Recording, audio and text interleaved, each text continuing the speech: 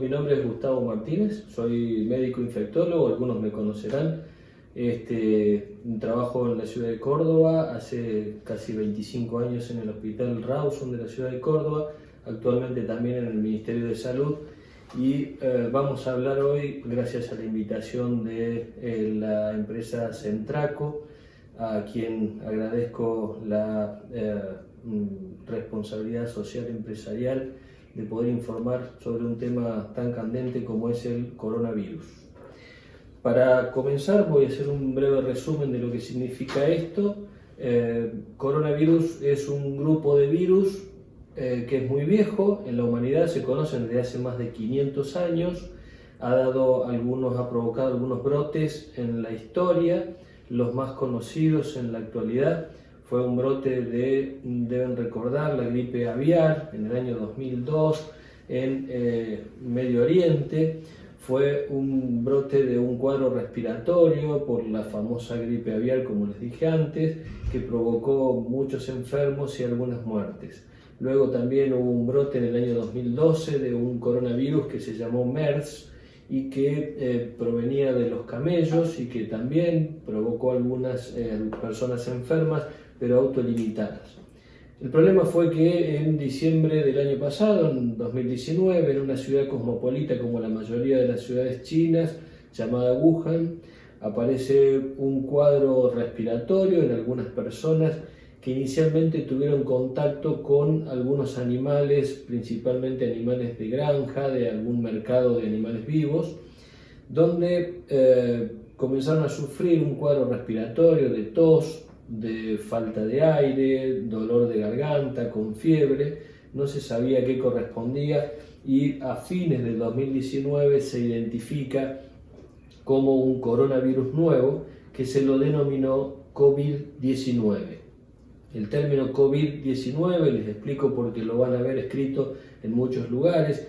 Co significa coronavirus, V es las dos primeras letras de virus, y la D significa disease, que es enfermedad en inglés, o sea que es enfermedad por virus coronavirus.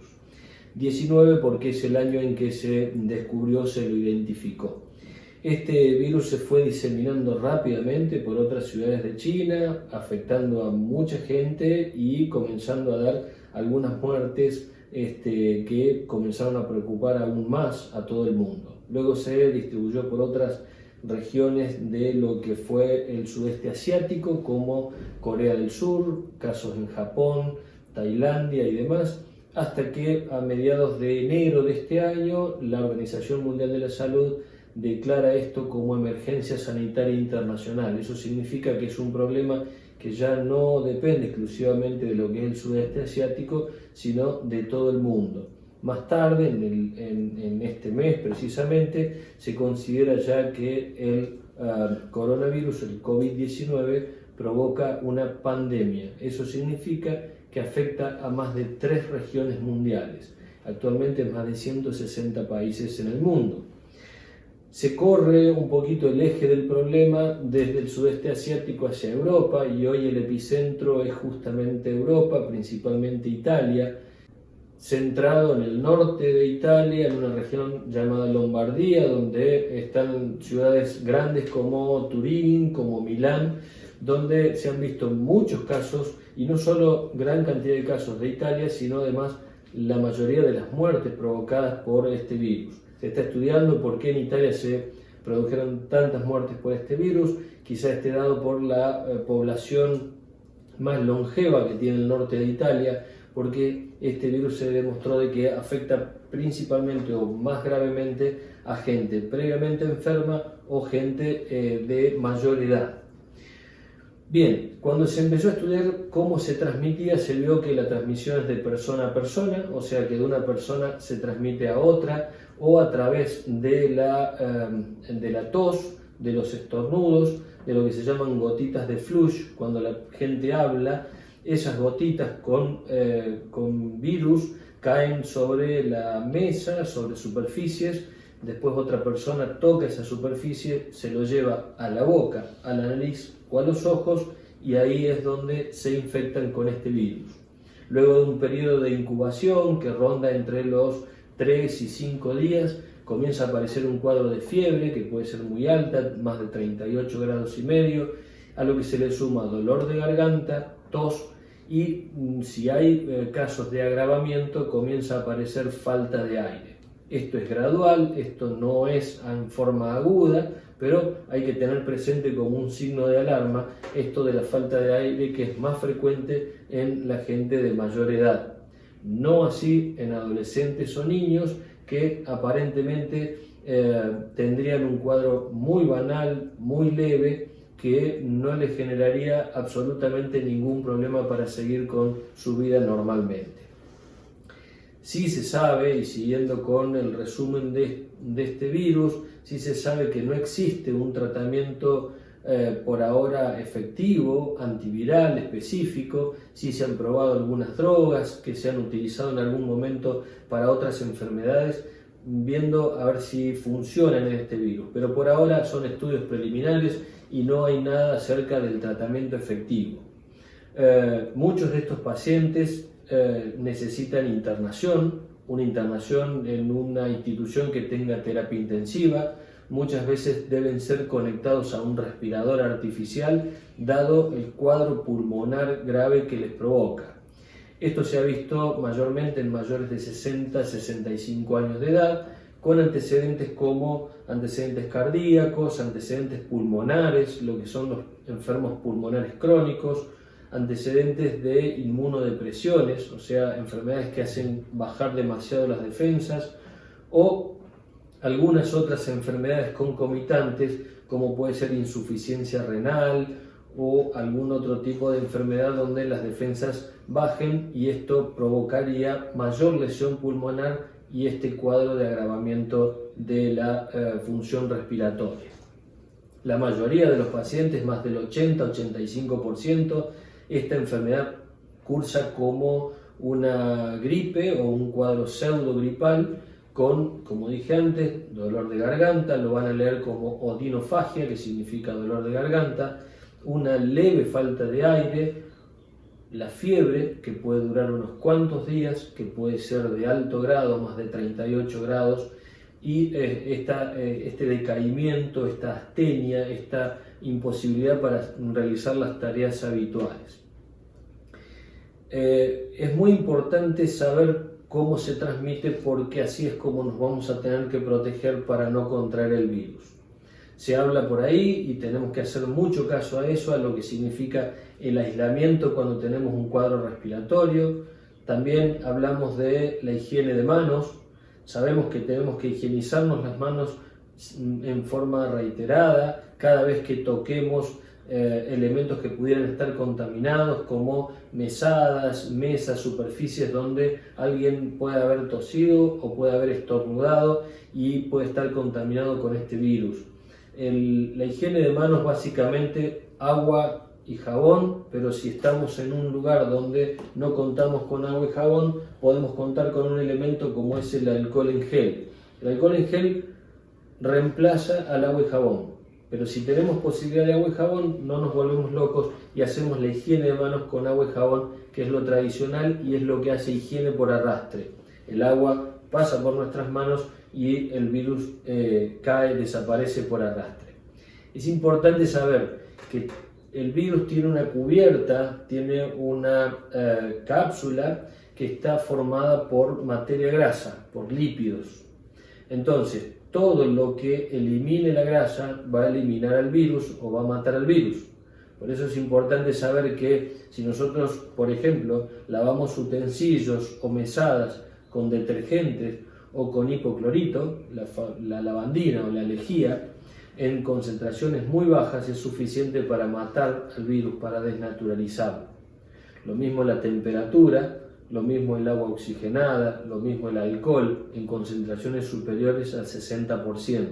Por eso es importante que el alcohol en gel sea de marcas conocidas o que tengan habilitación para saber exactamente la concentración que tiene este alcohol en gel.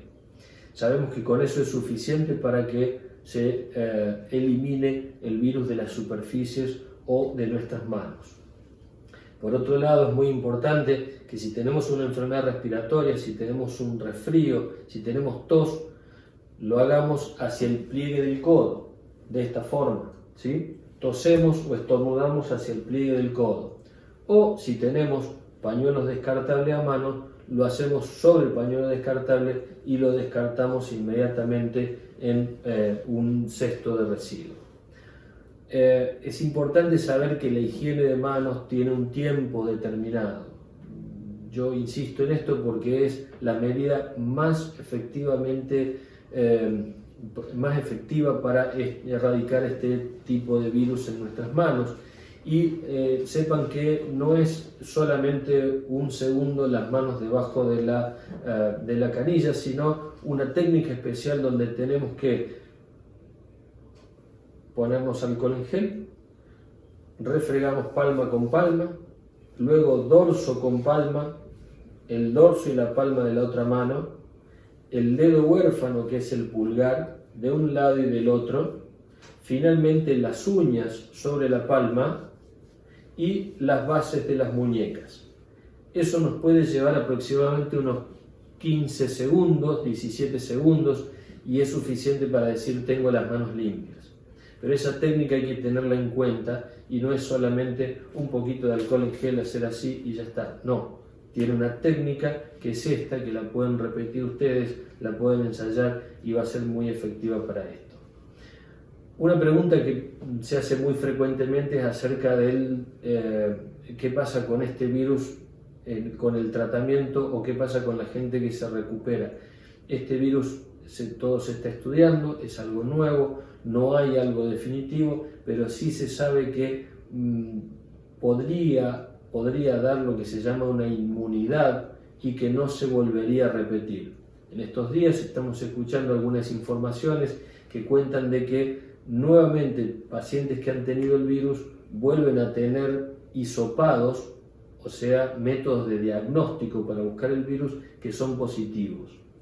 Quiere decir eso que vuelven a tener el virus en el árbol respiratorio, pero que no tendrían enfermedad y mucho menos grave.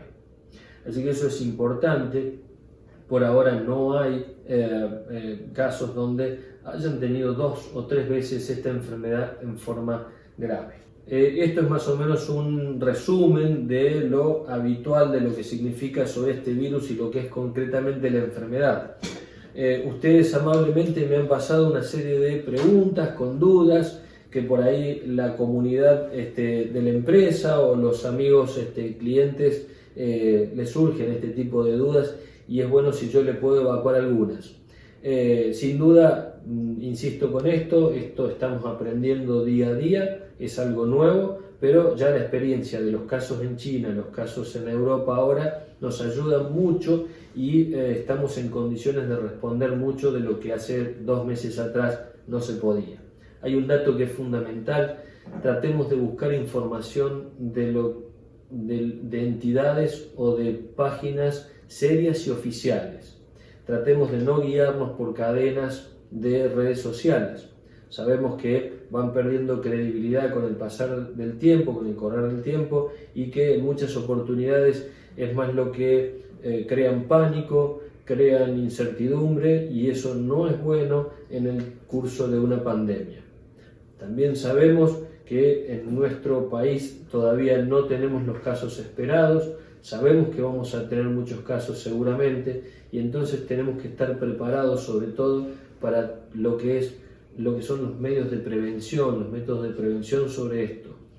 En estos últimos días nos han sugerido, nos han dicho desde entidades oficiales que tratemos de quedarnos dentro de nuestras casas, que tratemos de no salir, de no hacer tantas reuniones sociales, y eso es muy importante.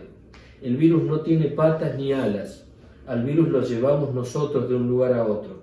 Entonces el movimiento de gente es movimiento de virus. Si queremos protegernos, si queremos proteger sobre todo a nuestros mayores, tenemos que ser muy cuidadosos con esto. Si nos dicen que nos quedemos en casa, quedémonos en casa. Es difícil, entendemos, 14 días o más, entendemos que vamos a tener pérdidas económicas importantes, que no vamos a poder trabajar, pero es necesario porque es la única medida sanitaria que está estrictamente estudiada y que sirve para que no se masifique, que no aumenten tanto los casos en nuestro medio. Bien, pasamos yo hice algunos resúmenes de algunas preguntas que ustedes me pasaron, voy a tratar de responderle algunas. La primera dice una persona que vive con sus padres mayores de 60 años, su madre es enferma asmática, y qué riesgo que tienen en la convivencia diaria. Bueno, básicamente pueden seguir viviendo con ellos, esa persona puede estar con ellos, pero tiene que tener estos cuidados. Higiene de manos, ante el menor síntoma respiratorio debe consultar, debe ver cómo está él para no transmitir nada a la gente.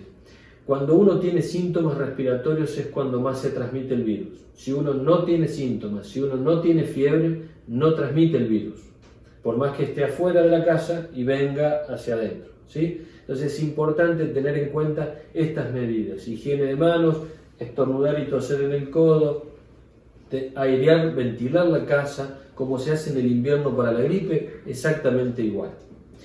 Otra pregunta dice una persona que estuvo en una cabina de una máquina, intuyo que es una cosechadora, y que la persona que estaba con él ahí en la cosechadora le comentó que había vuelto de un país donde hay circulación de virus, en este caso Brasil.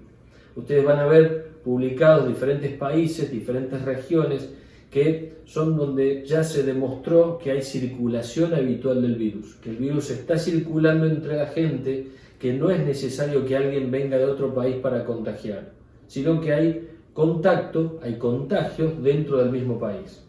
Brasil y Chile se agregaron esta semana, hace 2 o 3 días, a este grupo de países. Así que hay que tener en cuenta que una persona que venga de esos 2 países tiene que estar en cuarentena 14 días, sí o sí, sin salir absolutamente para nada de su hogar, porque pone en riesgo al resto de la población. Así sea mi pueblo de 1000 habitantes o de 500 habitantes, lo mismo. Debo permanecer en mi hogar y no salir para nada si vengo de estos países: Estados Unidos, Europa, China, Corea del Sur, Irán, Brasil, Chile. Estos países tienen circulación de virus habitual, entonces tengo que hacer cuarentena cuando vuelvo de ellos. En este caso puntual, él lo que tiene que ver es que esa persona que volvió de Brasil no tenía síntomas. Si no tenía síntomas no tiene riesgo, pero es un momento oportuno para decirle a esa persona que está mal lo que está haciendo. Si volvió de ese país, tiene que estar en su casa y no tiene que estar por ahí. Bien, ¿cuánto dura en la ropa? Si la ropa se tiene que lavar a diario y con qué lavarla, es una buena pregunta, porque este es un tema que se está estudiando y por ahora tenemos el ejemplo de coronavirus de antes, pero no tenemos ejemplos de COVID-19. Sí se sabe que puede vivir muchas horas, incluso días, pero también sabemos que un detergente común lo mata, entonces si la ropa la lavamos con el detergente común es suficiente para que desaparezca el virus de la misma. Lo mismo sucede con los zapatos. Por ahí en redes sociales se habla de que hay que quitarse los zapatos, dejarlos afuera porque el asfalto y eso. No, nada de eso es así. Los zapatos pueden ingresar, no hay riesgo en el piso, ni el asfalto, ni este tipo de situaciones. Lo que tenemos que ser cuidadosos es que luego de manipular los zapatos debemos lavarnos las manos, agua y jabón, y con eso es suficiente. ¿Cuánto dura el virus en el papel o sobre los escritorios? Lo mismo, la misma respuesta que con la ropa. De 4 a 6 o a 10 horas es el tiempo que habitualmente vive. Ahora bien, si yo preparo, por ejemplo, en mi oficina un vaporizador que tenga 1 litro de capacidad y le pongo agua e hipoclorito, 10 centímetros cúbicos de hipoclorito en 1 litro de agua, es más que suficiente. Con menos sería suficiente también. Eso es el máximo de concentración. Y con eso puedo rociar mi escritorio cada 4 o 5 horas si es que hay mucha afluencia de público, si hay mucho intercambio, si hablo con mucha gente en ese lugar, entonces cada 4 o 5 horas, rocío mi escritorio, lo seco con un trapo y de esa forma estoy desinfectando claramente y desaparece el virus en menos de 5 minutos. Me preguntan qué sugerencias para el ámbito laboral. Esto justamente, tratar de cuidar este tipo de situaciones, higienizarse las manos, tratar de no saludarse con la mano. Han visto en estos días se hizo popular el saludo con los pies o el saludo con los codos. Tenemos que acostumbrarnos a esto en épocas de invierno, porque así como se transmite el coronavirus, también se transmite la gripe y otros virus que provocan enfermedades en invierno. Así que es importante saber que no está bueno besarse, abrazarse, saludarse con la mano o inclusive compartir el mate o algún otro tipo de infusiones o de bebidas, como por ejemplo en los gimnasios, donde por ahí se comparten las botellas con agua. Me preguntan si se deben colocar la vacuna antigripal. Es muy importante. La vacuna antigripal, si pudieran, se la deberían colocar todos. Por dos razones. No porque me vaya a proteger del coronavirus, pero sí porque si yo estoy protegido contra una de las enfermedades del invierno y yo tengo un cuadro respiratorio, es más probable que sea coronavirus y no tengo que discernir entre gripe o coronavirus porque la vacuna antigripal ya la tengo. Eso es muy importante, facilita el diagnóstico a los médicos. Una persona dice que tiene una artritis determinada y si tiene riesgo y si los síntomas pueden ser diferentes. Muchas de las artritis se consideran enfermedades inmunodepresoras o enfermedades que cambian las defensas. No solo por la artritis, sino a veces por los tratamientos que conllevan ese cuadro de artritis. Tendrá que determinarlo su médico de cabecera si este es uno de esos casos y entonces formará parte de lo que se llaman grupos de riesgo, que tendrán que estar un poco más aislados y tener cuidados un poco más intensificados. Me preguntan si debemos alarmarse o no y si tenemos que guardar reposo ante el mínimo síntoma, así no sea coronavirus. La sugerencia es que en esta época, cuando tenemos un cuadro respiratorio de fiebre, dolor de garganta, tos, falta de aire, o sea, fiebre más uno de los otros tres o los otros tres juntos, debemos consultar al médico. Es muy probable que el cuadro sea leve, que sea banal, que no requiera ni siquiera internación, pero es importante diagnosticarlo, es importante que el médico nos vea para que nos indique si tenemos que estar 14 días guardados en nuestro domicilio para no contagiar al resto. Puede que este cuadro, que sea de una fiebre de 1 o 2 días, nos facilite la salida de nuestro hogar y que nosotros sigamos contagiando gente. Es muy importante que si nos dicen, por este cuadro respiratorio que tiene, vaya y haga cuarentena 14 días, hagámoslo, es muy importante. ¿Qué pasa con los fumadores o enfermedades respiratorias? Los fumadores generalmente sufren un cuadro con el tiempo que se llama EPOC, enfermedad pulmonar obstructiva crónica. Eso sí es un grupo de riesgo, sí son los más afectados. Si a eso le sumamos edad avanzada, con más razón tienen que cuidarse y cuidarse mucho, porque el riesgo no es mayor riesgo de contagio, pero sí mayor riesgo de gravedad en la enfermedad.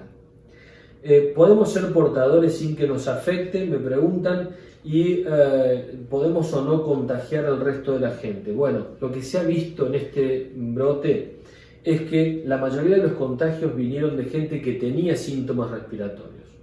La gente que tiene coronavirus, pero que tiene solamente fiebre y decaimiento, que no tiene ni tos, ni falta de aire, ni dolor de garganta, aparentemente contagia menos.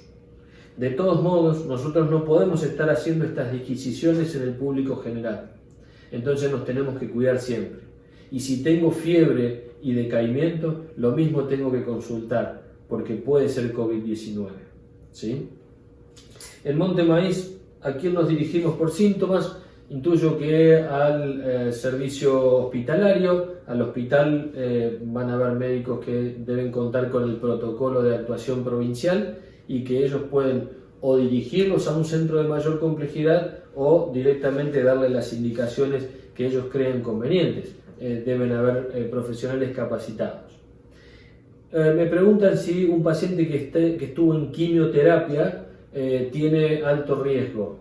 La quimioterapia sin duda que genera un riesgo alto porque es una forma de inmunodepresión, de bajar las defensas.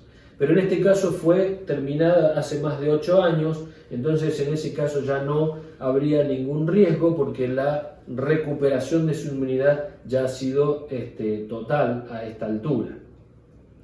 Me preguntan si hay alguna medicación que se puede empezar a tomar cuando empezamos con los síntomas. Lo que nosotros recomendamos siempre es que la gente no se automedique. Insisto, vuelvo al mismo tema, no hacer caso a redes sociales con algunas recomendaciones especiales sobre esto sí tomarlo, esto no tomarlo. En realidad no se debería tomar nada, se debería consultar a un profesional médico y que las indicaciones se las den el que lo atienda en ese momento y no las redes sociales. Es una recomendación muy importante no solo para coronavirus, sino para cualquier tipo de enfermedad. Me preguntan si contamos con infraestructura para asistir a toda la población, si hay protocolos.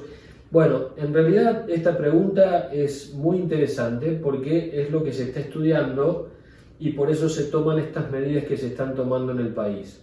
No tenemos que imitar el ejemplo de Italia, no tenemos que imitar el ejemplo de China y tenemos que aprender de otros lugares como hasta el momento puede llegar a ser Alemania o como puede haber sido Corea del Sur.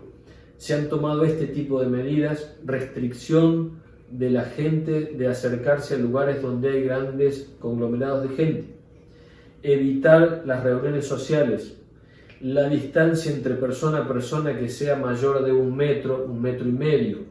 Si yo voy a tener una reunión, es importante saber que yo puedo alejarme, tendré que hablar un poco en un volumen un poco más elevado, pero voy a evitar este contacto cercano que puede aumentar el riesgo.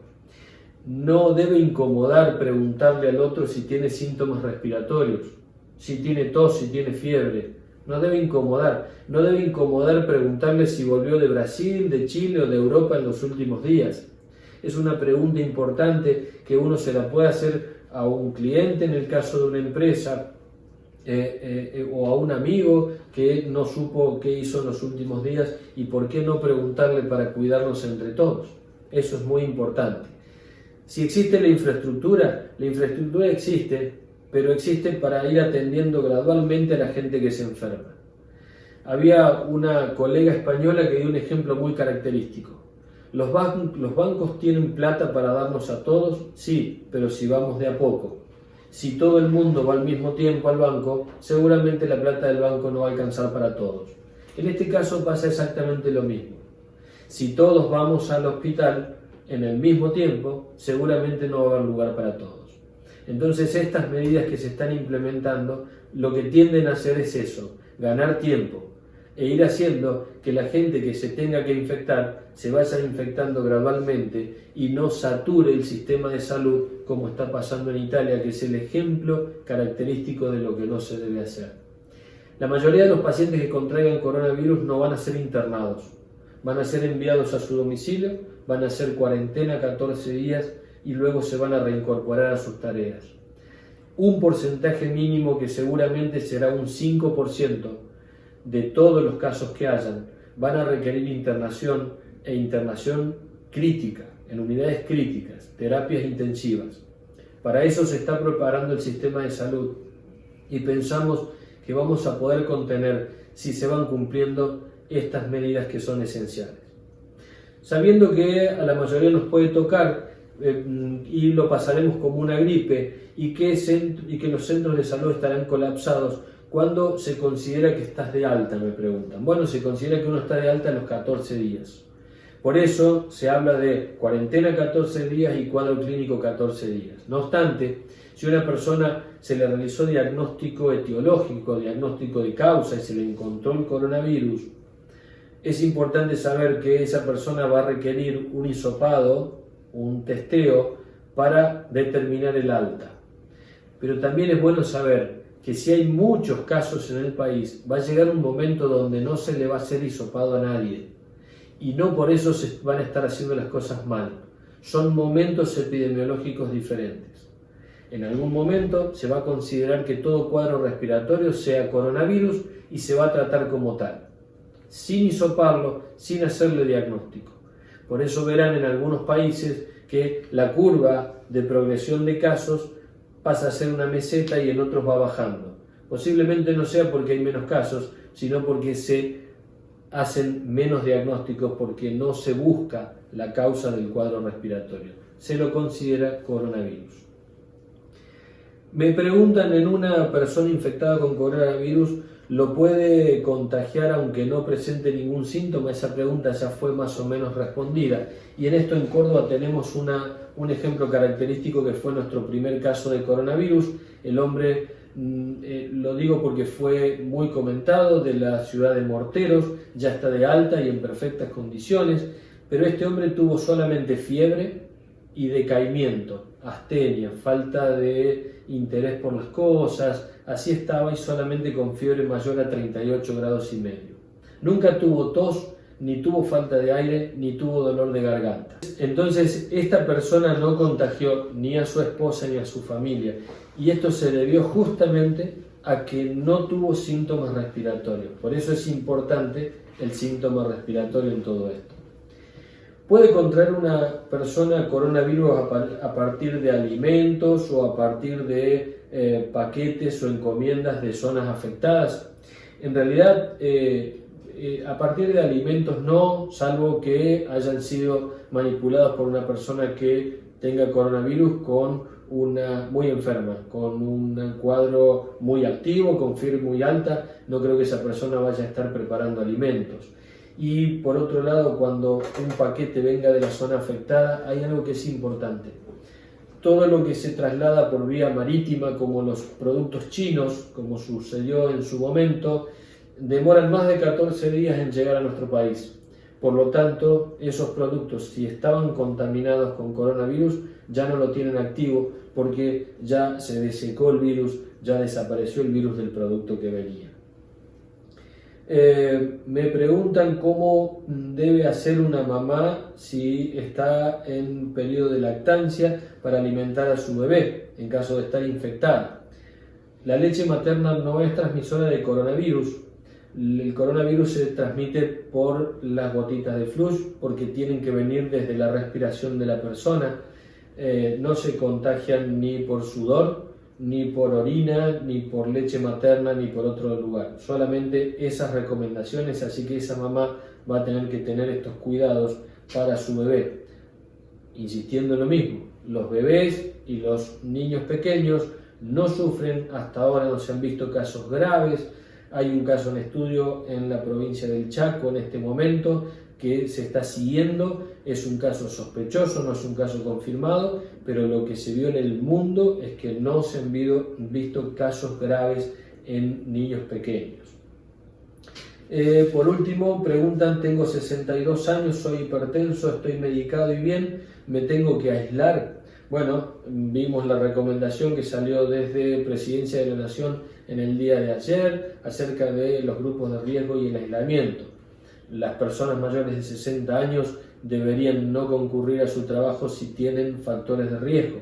Insisto, problemas cardíacos, problemas respiratorios, problemas renales, enfermedades crónicas, enfermedades que hagan caer las defensas. Si una persona es hipertensa pero está medicado, está en correctas condiciones clínicas, no sería considerado hoy un factor de riesgo. Pero, por ejemplo, la diabetes, a pesar de estar compensada, si es un diabético que usa insulina, sí debería estar considerado factor de riesgo, grupo de riesgo, y esa persona debería estar en su domicilio, no yendo a trabajar. Estas recomendaciones son dinámicas. Estamos en una etapa de la pandemia y en nuestro país donde estamos hablando de fase de contención.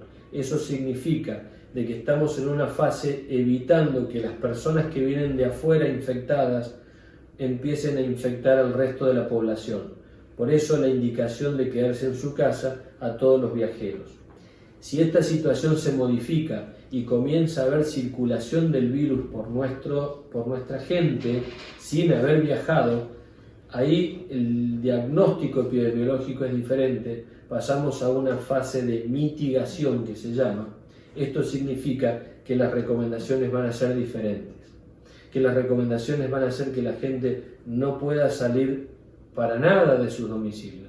Ya no importa si hayan viajado o no, y los cuadros respiratorios que aparezcan seguramente van a ser considerados cuadros de coronavirus, porque ya va a haber circulación interna del virus en nuestra región o en nuestro país.